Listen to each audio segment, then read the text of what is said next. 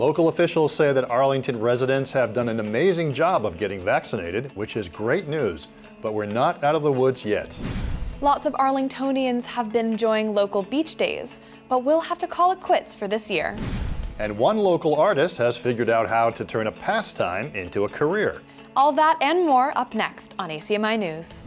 From McLennan Park to Spy Pond, from Poets Corner to the Mystic River, we have Arlington covered. We're your neighbors, a friend you can turn to. This is ACMi News. Hello Arlington and welcome to ACMi News. I'm Helen Frazier. And I'm Paul Werlin. COVID-19 cases are rising throughout the nation and here in Massachusetts as the Delta variant becomes ever more concerning for health officials. Citing the high vaccination rates within the state, the Baker administration has opted not to change mask guidance and COVID guidelines at this time. Arlington, however, is taking a stricter approach with new guidelines and a new mandate. Senior news producer Anim Osmani takes a look at how Arlington is faring in comparison to the rest of the Commonwealth and the country. During a Skills Capital grant announcement, Governor Baker responded to a question during a press conference to say that he is not considering changing mask guidance at the time, despite rising transmission rates of COVID-19. According to CDC data, Massachusetts as a state is now designated as an area of substantial to high transmission rates, particularly for people in their 20s and 30s. Massachusetts health data shows a total of 5,163 new cases over the 2 weeks ending on August 16th. On August 11th, the CDC reported a national record of new cases among people between the ages of 18 and 40, showing the severe impact of the Delta variant on younger Americans. However, in his August 16th press conference, Governor Baker stated that the situation in Massachusetts differs from the rest of the nation. But you can't look at the Commonwealth of Massachusetts and look at our vaccination rate, our hospitalization rate, and compare it to where the rest of the country is. The rest of the country at this point in time is averaging a hospitalization rate on a per capita basis that is many times the hospitalization rate here in the Commonwealth of Massachusetts. The same goes with case counts. As of August 10th, 70% of Massachusetts residents have received at least one dose compared to the 59% of the national population. The CDC ranked Massachusetts second among all the states in its percentage of fully vaccinated residents. 65% of Massachusetts is fully vaccinated. CDC data shows Middlesex County with a 22% increase in confirmed cases. With that in mind, Arlington's Health and Human Services Department is taking no chances and has issued a new face covering mandate. Obviously we're still in the pandemic and the virus is allowed to circulate the globe and circulate in populations of people. We will expect new variants. And the concern there is that Delta variant is extremely contagious. That is the issue we're faced with right now.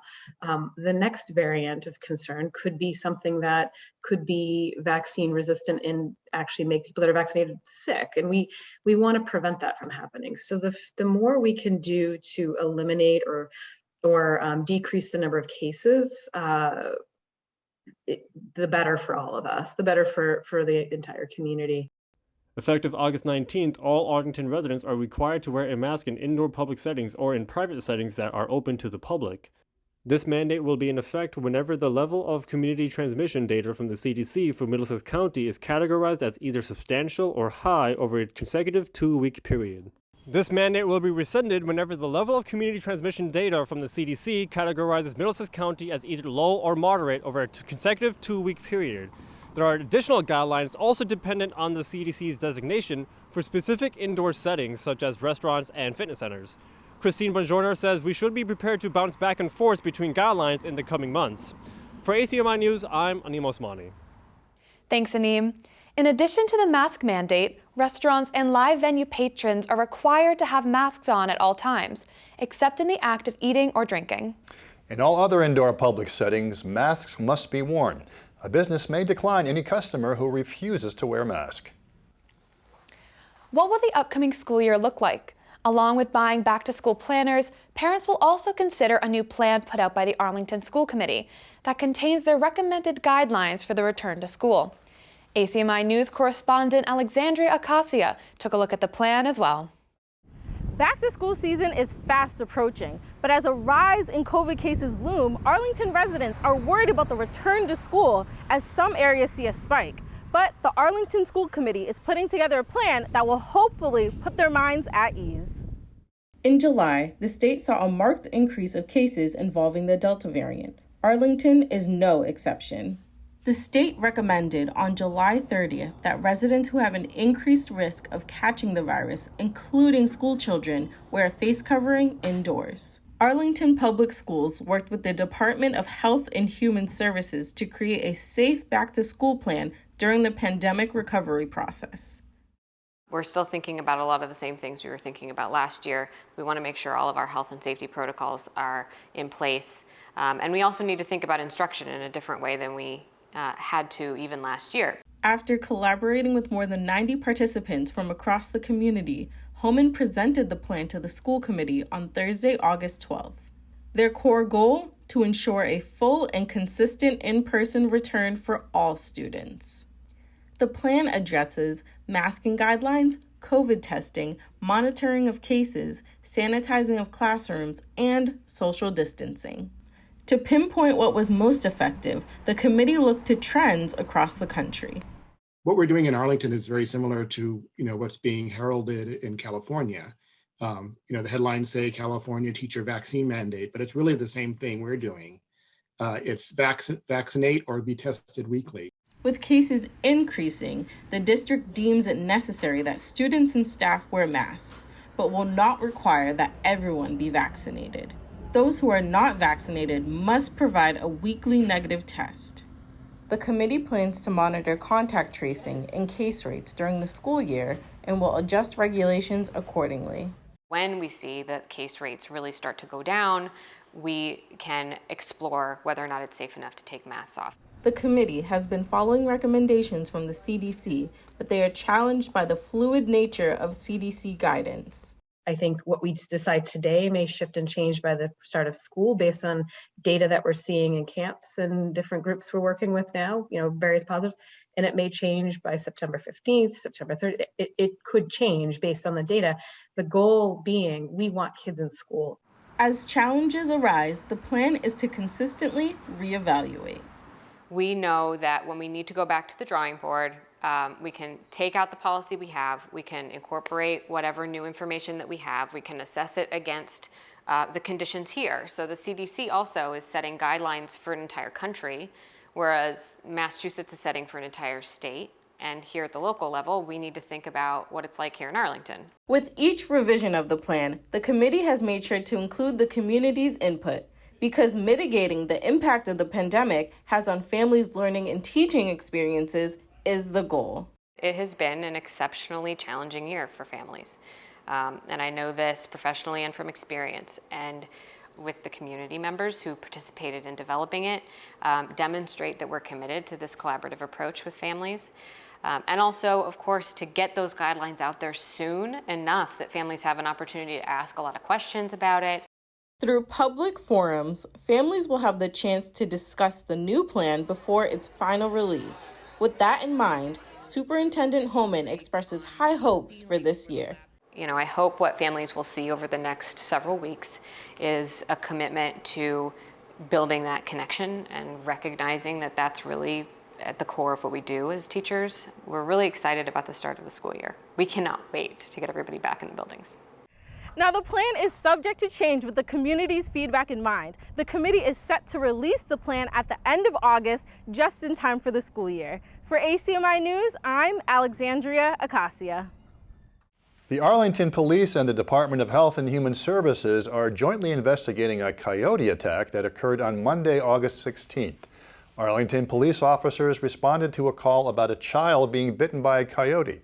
The 5-year-old had been playing in a sandbox when he was approached and bitten on the leg by a coyote. The boy suffered injuries that are not believed to be life-threatening, but the incident has raised awareness and some concerns about the growing presence of coyotes in the community. With September and school opening just around the corner, summer days at the beach are coming to an end in Arlington. People from all over town love going to the Arlington Reservoir, but the beach closed on August 20th for renovations. I spoke to some Arlington locals about what the reservoir means to them and what they think of this project. I came here as a kid, so yeah, it's a lot of fun to bring my kids here. Love it. That was Daniel Nelson, a former Arlington resident who fondly remembers his childhood days at the reservoir. Now he brings his own children, who enjoy the beach just as he did. Emily O'Sullivan worked at the Reservoir Beach concession stand and was happy to see kids and adults enjoying the water. It's honestly been really fun this summer. I feel like there was a bigger turnout than we were kind of expecting, probably. I mean, there's been some really nice days recently, so. Now this beloved location is closing its gates for renovations to the beach area, parking lot, and playground. Emily said she's excited to see the upcoming improvements to the area. That's why we're closing early this year. I know that there's going to be a new playground. They're going to have a new, I think, booth for the gate, which will be really nice. While improvements to the beach area will begin now that it's closed, some renovations are already underway, like the construction of a brand new playground. This is a welcome sight for Daniel. And it definitely needed one because the other one was pretty outdated. The consultants for the project, Weston and Sampson, are very familiar with Arlington, having overseen the Reservoir Dam Rehabilitation Project, as well as the North Union Spray Park. More information about the Reservoir Master Plan can be found on their website at arlingtonreservoir.org. We're excited to see how these new changes will look. The crisis at the border between the United States and Mexico has left many migrants displaced and living in extreme poverty. One Arlingtonian is doing her part to help. Jean Cicarella partnered up with a Mexican pastor to create the nonprofit Misión de Caridad. The organization strives to help create a world in which women and children from refugee, migrant, and local populations can live with dignity, with the means to meet basic needs like food, housing, education, health, and safety. ACMi news correspondent Toby Barrett sat down with Jean to learn more about the important work this Arlington resident is doing at the border. Oh my gosh, it's amazing. I mean, if you told me we would be where we are right now, I could never have believed it. You know, we formally formed our nonprofit in June of 2019. So it took Francisco and I probably 4 months of meeting regularly. Okay, what do you think? What do I think? How are we going to do this? And really coming to a meeting of the minds to say, here's the mission that we have and here's how we're going to fulfill it. Mm-hmm. And so we have a team now of about 35 in Mexico. We have about a team of 10, a combination of paid staff and volunteer staff that actually work on the work of Misión de Caridad. Jean wasn't sure she ever wanted to start a nonprofit, but after visiting the border on a few occasions, she felt she just had to do something. Yeah, it was really interesting because if you asked me, did I want to start a nonprofit, I would say probably not. I think I was called to start a nonprofit. I went down to Mexico several years, probably 4 years prior to starting this nonprofit, just on a missions trip with High Rock Covenant Church, who's in Arlington. It brought a group of youth down there. And it was something about being there. I felt like, and I couldn't explain it, I feel like this is a place that I need to be. After witnessing the treatment women and children were subjected to during the 2018 border crisis, Jean had to act. She partnered with Mexican pastor Francisco Ortega and created the nonprofit. Misión de Caridad has two distinctive parts to their work, but it all goes to help migrants on the Mexican side of the border. So on the humanitarian side, we're providing groceries, like healthy groceries, enough food to provide 2 weeks of healthy meals, masks during this pandemic, things like clothing or blankets. So in the winter, it's like can be in the 30s. In the summer, it's like 115, 120 at its hottest. So it's real swings in temperature. So people could be really cold or they could be burning hot. They don't have heat, they don't have air conditioning. So both extremes are dangerous. So we also deliver clean water. We provide clean water on a weekly basis to some communities, and we do that with the funding of the Immigration Coalition. So we partner with them for water. The nonprofit also provides other resources to help migrants work towards self-sufficiency. So one of the things that we're doing is we have a health fair. We had one in May. We have one we're planning in November. And we go down with dental, vision, and medical services. And the first trip was to evaluate, okay, what are the concerns in the community health-wise? Well, now what we found was a lot of cavities. 80% of the population is overweight, so we see some issues there. Mm-hmm. So now we're launching our 10-4 program this month, where we're going to be providing people that sign up for the program a nutritionist, some walking shoes, and some opportunities to exercise and learn about healthy eating and set weight loss goals. Because if we can get their body healthy, and then we can raise the health of the entire family, right? So that's the path to self-sufficiency. If you're well cared for, well, then you're free to be able to work well, to do other things better. Misión de Caridad also provides the supplies and support kids need in order to attend school. Jean and her organization work tirelessly to create a place on the border where migrants are cared for. Just after our interview, she hopped on a plane to make her monthly trip to the border to do work on the ground. Her passion for these people is boundless, and she says she won't stop until every single one of the migrants receives the care they deserve. For ACMi News, I'm Toby Barrett. For more information and to donate, you can visit mdcaridad.org. We wish Jean and everyone in the organization the best of luck. Most of us love to play with things at our desks to pass time during the day. But have you ever thought of turning that into a business? Arlington resident Abigail McMurray did just that. Once again, here's Toby Barrett with the story. Nowadays, small businesses that are truly locally owned are becoming more and more rare. The pandemic has created a whole new list of challenges that small businesses have to endure. In Arlington, we have one great success story. Abigail McMurray, the owner of UU Paper Objects, has turned her passion into a career, making pieces of paper art that make a house a home. I'm very much a small business. I'm still trying to figure out, 7 years in, like how to make a reliable income and like contribute to my household expenses, but it's working. It's working for now. Abigail McMurray made the jump from a career in online marketing to running her own business. Her passion for paper style art has been lifelong.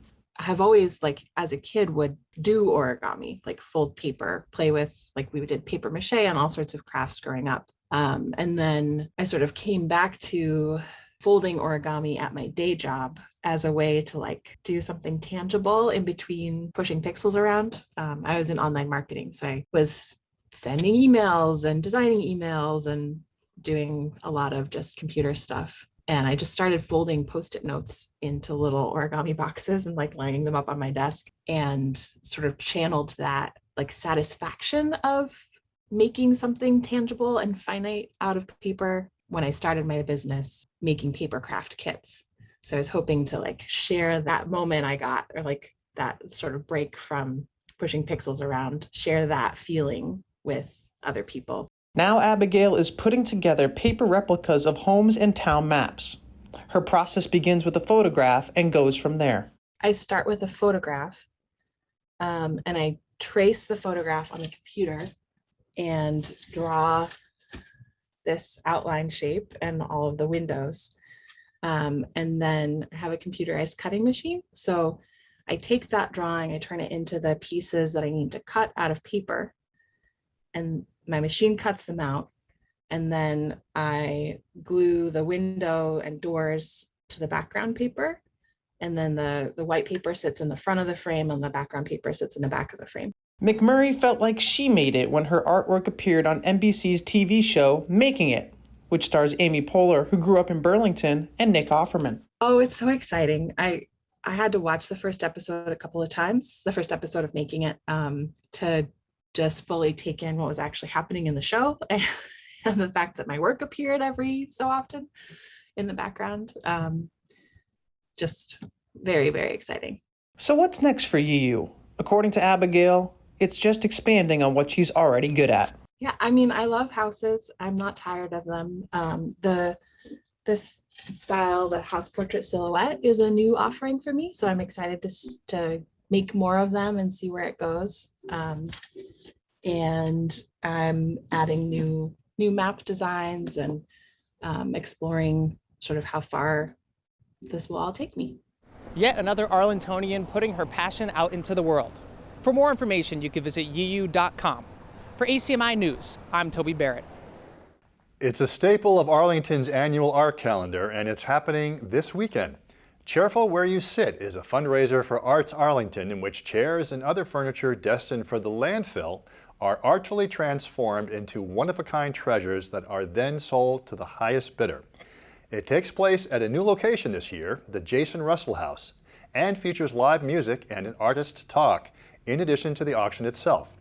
Come out to see these truly unique creations anytime between 12 and 5 on Saturday the 21st, and maybe one of them will end up in your home. That is all we have for today. Thank you for tuning in to this week's newscast. For the cast and crew of ACMi News, I'm Helen Frazier. And I'm Paul Werlin. We'll see you next time. You can always check out our latest segments and newscasts on the web at acmi.tv/news. And don't forget to like us on Facebook and follow us on Twitter and Instagram at ACMi News. Make sure to subscribe to our YouTube channel as well. You'll find us at youtube.com/ACMi News. If you have any news tips for us or wish to become a citizen journalist, we'd love to hear from you. Email us at news@acmi.tv or stop by ACMI Studio A at 85 Park Avenue.